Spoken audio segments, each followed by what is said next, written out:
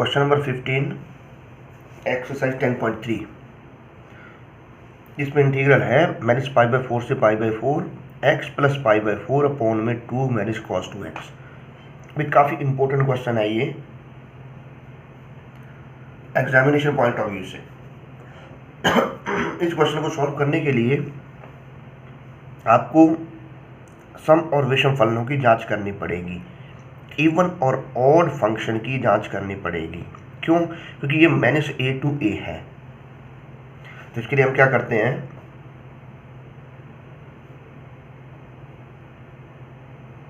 -π/4 से π/4 अलग अलग डिवाइड किया पहले दोनों को। ये π/4 कांस्टेंट है, इस टर्म को इससे डिवाइड किया, इसको इससे किया।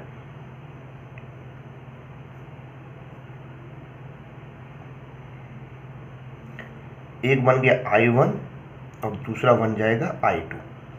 इंटीग्रल हो गया आपका I1 प्लस I2। जब आप I1 को सॉल्व करोगे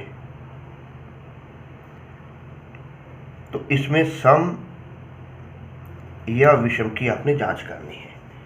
तो सम और विषम की जांच कैसे होती है? पहले आप fx लिखते हो, फिर x को -x से बदलते हो। ये माइनस का साइन आ गया, cos of -x plus cos x, ये वापस बन गया माइनस में fx। इसका मतलब क्या हुआ? आपका फलन इसमें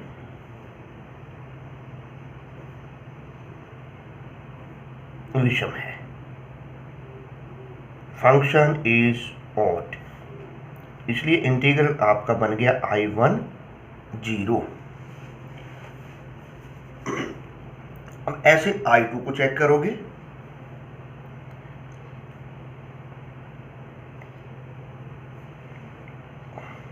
π/4 बाहर कांस्टेंट था और 2 - cos 2x। अब देखो सीधी सी बात क्या है इसमें, क्योंकि ऊपर कोई x नहीं है, ये वाली संख्या आपकी प्लस आ रही है, तो यहाँ फलन आपका सम बनेगा। फंक्शन इज इवन, फलन सम है। अब अगर ये सम है तो इसे हमने सॉल्व करना है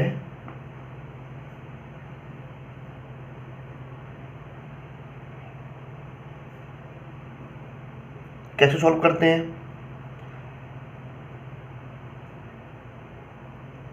इसे सॉल्व करने के लिए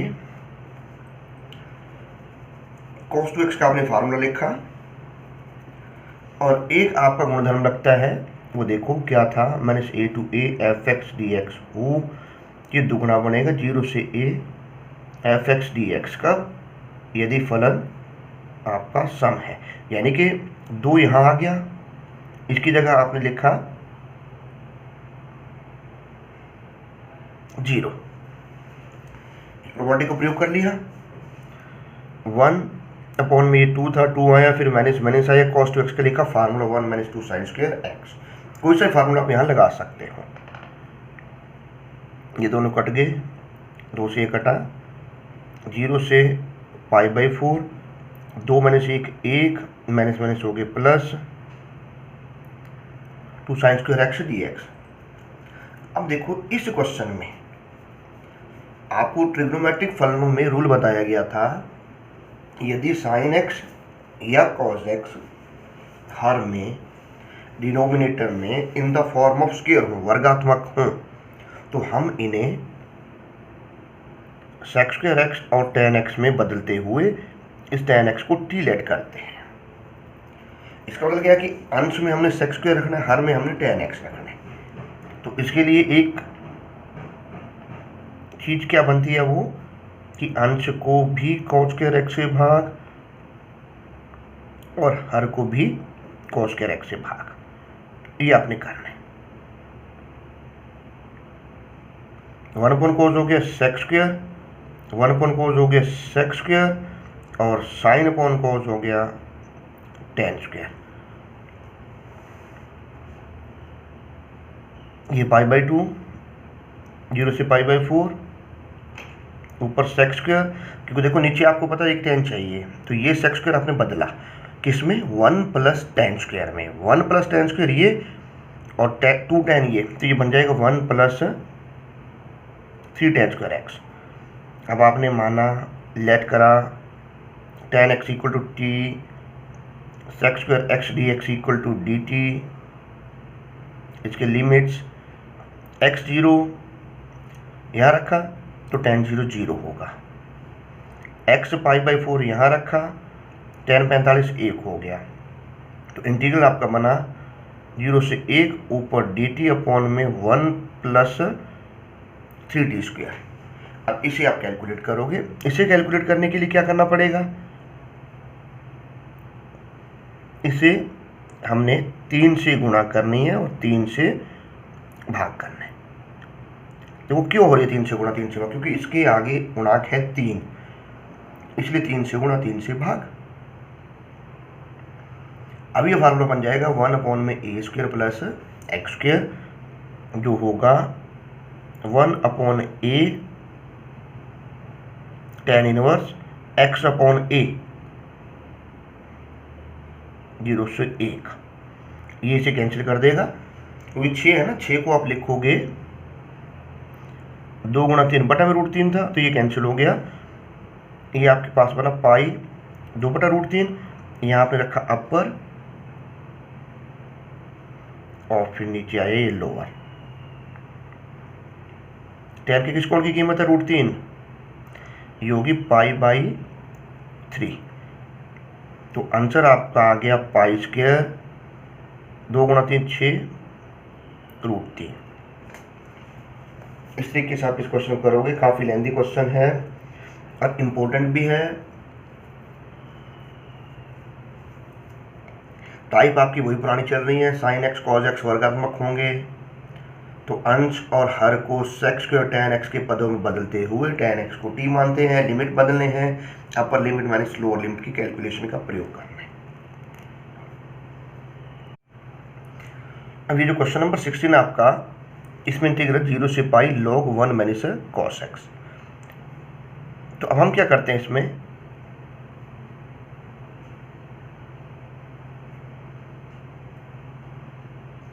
1 - cos x का फार्मूला लिखा सबसे पहले, ताकि ये एक खत्म हो सके। इस 11वीं क्लास के सूत्र हैं जो बार बार काम में आ रहे हैं आपके। इसे एक से एक कैंसिल हो गया, ये बना log 2 sin square x dx। अब फिर से इसके ऊपर आप क्या देखते हो, log m × n, ये वाली प्रॉपर्टी लगा दो जो होती है log m + log n।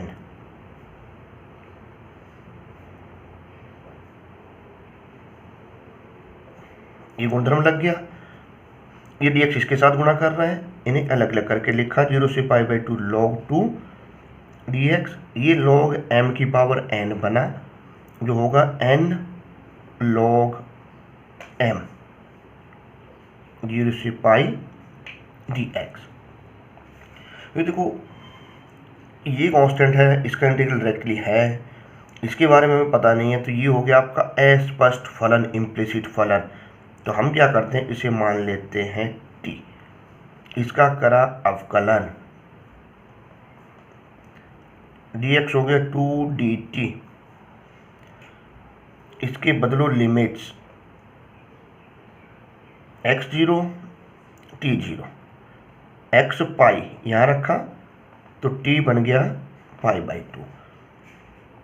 तो इंटीग्रल आपके पास बना log 2 कांस्टेंट, इस dx का इंटीग्रल हो गया x 0 से π/2। ये log 2 कांस्टेंट ये लिखा, इसका इंटीग्रल x आ गया प्लस में ये 2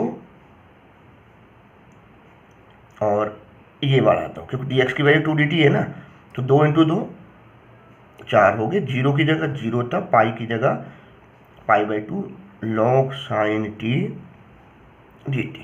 अब ये आपका एक बेसिक रिजल्ट है, मानक रूप। इस बेसिक रिजल्ट को हम लिखते हैं, अगले स्टेप में लिखेंगे। यहाँ पहले x की जगह है अपर लिमिट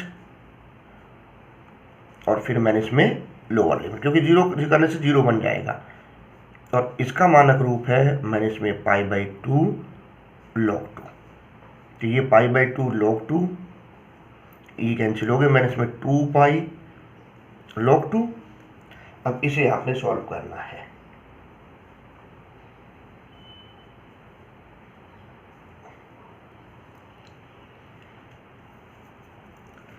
अब कैलकुलेशन आप कर सकते हो, इसमें चीज़ एक देखनी है कहीं कोई मिस्टेक ना होगी।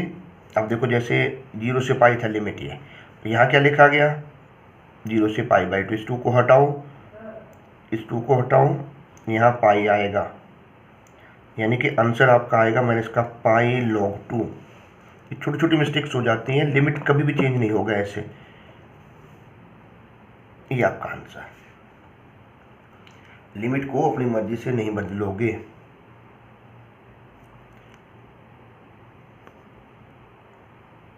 लिमिट बदलने के लिए हमें सब्स्टिट्यूशन के बाद ही चेंज होता है, ये प्रतिस्थापन के बाद बदलेगा। क्वेश्चन नंबर 18 काफ़ी इंपॉर्टेंट क्वेश्चन है ये भी। 0 से πx अपॉन में 1 + sin x। तो इसमें क्योंकि देखो हर है, डिनोमिनेटर है, तो हम प्रॉपर्टी चेक करेंगे ये वाली, a से b fx dx equal to a से b f a + b minus dx, इसे चेक करोगे। तो इसके लिए इस x को बदला a + b, 0 + पाई मैंने x से बदल दिया, और इसे बदला पाई माइनस x से। और कैलकुलेशन तब तक करते हैं जब तक ये संख्या अंश या हर में हमें दिख ना जाए एक जैसी। तो sine 180 minus x second quadrant था, सेकंड में साइन में रहेगा और चिन्ह प्लस का आएगा। अब देखो ये 1 + sin x 1 + sin x आ गया, दोनों को जोड़ कर दो, एडिंग 1 2 वी गेट्स LHS में LHS, RHS में RHS। अब देखो दोनों का LCM सेम है, 1 + sin x हो गया, इसको इससे भाग किया, एक आया, एक की कर दी x से गुना, इसको इससे भाग किया, अंश से हुई गुना, x से x कट गया, ये पाई कांस्टेंट बाहर आ जाएगा, 0 से पाई 1 अपॉन में 1 + sin x dx। अब ये संख्या बनी आपकी। अब इसे कैसे सॉल्व करोगे, या तो प्रमेयकरण करोगे या फिर ये वाली टाइप लगा दोगे। आपको पहले बताई जा चुकी है ये टाइप कैसे सॉल्व करते हैं, बट क्योंकि प्रमेयकरण यहाँ इजी है, हम प्रमेयकरण विधि का यहाँ प्रयोग कर रहे हैं। प्रमेयकरण में ऊपर नीचे सेम संख्या से गुणा करते हैं, बट उस संख्या के जो चिन्ह हैं वो बदल जाते हैं। जैसे नीचे प्लस है तो ऊपर माइनस आ गया, 1 - sin x, नीचे बचा a + b, a - b 1 - sin² होगा, और 1 - sin² को लिखोगे cos² x। अब इसके बाद क्या किया, नीचे वाले टर्म से इन दोनों को अलग अलग डिवाइड कर दिया, 1 अपॉन में cos², sec², साइन अपॉन में cos हो गया, tan, एक cos बचा, ये ऊपर जाके बन गया sec, π/2 sec² x का integral, tan x sec x tan x का sec x। अब आप लगाओगे यहाँ अपर लिमिट, x की जगह आया पाई, x की जगह पाई बना, अपर हो गया, और माइनस में लोअर लिमिट, x की जगह 0 और sec 0, π/2 tan पाई की वैल्यू 0, sec पाई, अब ये होता है cos पाई की वैल्यू है -1, तो sec पाई हो गया -1, और tan 0 0 sec 0 होगा 1। ये π/2 माइनस प्लस हो गए, ये माइनस प्लस हो गए, 2 से 2 कट गया, पाई इसका आंसर। ऐसे क्वेश्चन नंबर 19 जिसमें इंटीग्रल 0 से पाई x sin³ x dx। अब देखो क्या होगा, इस क्वेश्चन को सॉल्व करने के लिए अब आप इंटीग्रेट बाय पार्ट्स, या तो ये लगाओगे, तो देखो इंटीग्रेट बाय पार्ट्स क्योंकि साइन क्यूब है, आई लेट के अनुसार जब हम चलेंगे तो ये फंक्शन नंबर 2 होगा, और जब हमें साइन क्यूब का इंटीग्रल करना पड़ेगा, काफ़ी लेंथी क्वेश्चन बनेगा ये इंटीग्रेट बाय पार्ट्स से। फिर अपर माइनस लोअर लिमिट, तो आप क्या करो, यहाँ पहले गुणधर्म का प्रयोग करते हो, प्रॉपर्टी का प्रयोग करते हो, इस एक्स को ही हटा दो, क्योंकि जब ये एक्स हट जाएगा तो साइन क्यूब का समाकलन, साइन क्यूब का इंटीग्रल सॉल्व करना इजी है। पहला काम तो हमें ये करना होता है कि किस मेथड से हम इन्हें करें, तो मेथड हमारा ये बेटर है कि x को रिमूव करना, और x को रिमूव करने के लिए ये वाली प्रॉपर्टी हमने फिर से लिखी, a से b a plus b minus x dx, इसका प्रयोग करो। अब इसके अनुसार x को बदलते हैं a plus b minus x से, और x को बदला a plus b minus x से,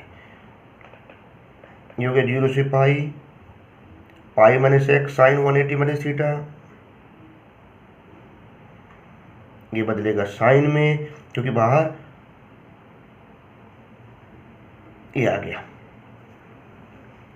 अब इनकी कर दो गुणा, 0 से pi, pi sine cube x d x, और माइनस में 0 से pi x sine cube x d x. बताया गया कि कैलकुलेशन कब तक होती है, जब तक ये संख्या दी हुई संख्या की जैसी मिल ना जाए, उसके बाद हम इन दोनों को ऐड कर देते हैं, एडिंग 1 2।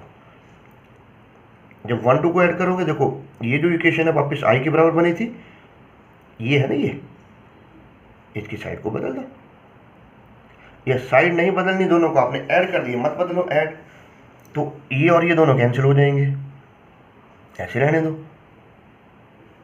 तो इंटीग्रल आपके पास बना 0 से पाई, ये 0 से पाई और ये 0 से पाई, दोनों में सेम हो गया, एक्स साइन क्यूब प्लस का एक्स साइन क्यूब माइनस का कैंसिल हो गए, आपके पास बचा पाई sine cube x d x. तो ये संख्या बची आपकी। अब इस संख्या को हम सॉल्व करेंगे, इसके लिए क्या करना पड़ेगा भाई, ये 2 आई तो आपका आएगा ही ना, क्यों 2 आई क्यों आया था, LHS में LHS, RHS में RHS जुड़े थे। तो साइन क्यूब एक्स के लिए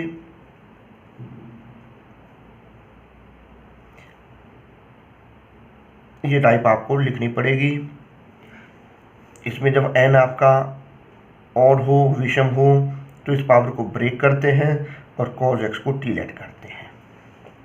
तो इस पावर को हमने ब्रेक किया। अब आपको इसमें ये बताया गया था कि हम इस तरह के क्वेश्चन में cos x को t मानते हैं। क्या करते हैं हम, cos x को t सपोज करते हैं, क्योंकि cos इसमें है नहीं, तो हम यहाँ से इस साइन स्क्वायर को बदलेंगे 1 minus cos square x into में साइन एक्स डी एक्स। अब आपने माना cos x equal to t, इसका derivative sine x d x equal to minus में डी टी, इसके लिमिट्स, लिमिट्स एक्स रखा 0, 0 कहाँ रखा, यहाँ, तो टी बन गया 1। 1 क्यों आया, क्योंकि cos 0 की वैल्यू 1 होती है। फिर x रखा आपने पाई और t आ गया -1, क्योंकि cos 180 होता है माइनस में 1। इसका मतलब ये हुआ कि आपका जो इंटीग्रल π/2, 0 की जगह आपके पास आया 1, पाई की जगह आया -1। ये बना 1 माइनस टी स्क्वायर, और इसकी जगह बना माइनस में डी टी। इस माइनस को लिख लो बाहर। अब आप इसका इंटीग्रल करोगे, एक का इंटीग्रल हो गया टी स्क्वायर का हो गया t³/3, 1 से -1। अब आपने एक गुणनफल वैसे और भी पढ़ा था, क्या था वो, उस गुणधर्म के अनुसार, वो भी चलो लगा देते हैं, यहाँ कभी यूज में आया तो है नहीं, सीमाओं को बदलना। ये लोअर लिमिट आपको बताया गया था कि आपका जो लोअर लिमिट होता है अक्सर छोटा होता है, इसमें लोअर लिमिट बड़ा था तो आपने इसे चेंज किया, नीचे वाले को ऊपर ले गए, ऊपर वाले को नीचे, साइन इसका बदल जाता है, माइनस प्लस में, प्लस माइनस में, यानी कि ये प्लस कर दिया, ये माइनस का हो गया, ये प्लस का 1 हो गया। अब आप लगाओ इसमें अपर लिमिट, 1 माइनस 1/3 अपर हो गया, फिर माइनस में लोअर, 1 यहाँ रखा, माइनस का 1, ये माइनस ये आई, और माइनस 1 यहाँ रखा, माइनस 1 की पावर 3, माइनस 1 हो जाएगा, ब्रैकेट क्लोज कर दो, 1 माइनस 1/3 2/3, ये माइनस का साइन बाहर, माइनस 1 माइनस माइनस हो गए प्लस, ये π/2 2/3, माइनस का 1 प्लस का 1/3, ये होंगे माइनस के 2/3, π/2 2/3 माइनस माइनस प्लस हो गए, तो ये बना π/2 और 2 4 4/3, इससे ये कट गया, ये बन गया 2π/3 इसका आंसर। तो टाइप आपको सारी लिखवाई गई हैं, इन टाइप्स को आपको लर्न करना पड़ेगा।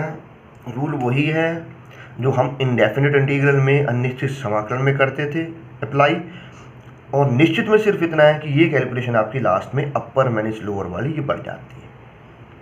काम आप उसी तरीके से करोगे, इसलिए पुरानी विधियों को बार बार देखो।